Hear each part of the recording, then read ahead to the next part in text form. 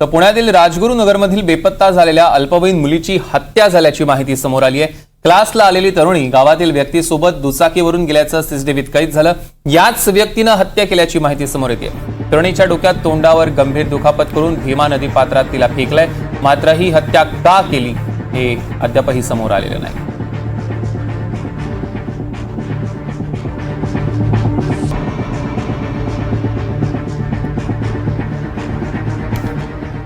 तर ठाण्यातील खडवलीच्या खासगी आश्रमशाळेत एक धक्कादायक प्रकार समोर आलाय।